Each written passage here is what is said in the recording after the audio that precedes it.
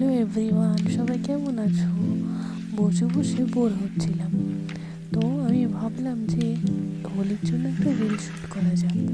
তো হোলির জন্য প্রথমে রিল শ্যুট করার জন্য দেখো আমি একটা মেকআপ রেডি হয়ে এসেছি।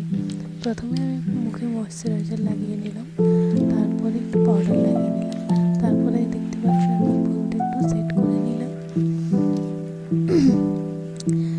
ভুরুটা সেট করার পরে একটু লিপ লাইনার ব্যবহার করলাম।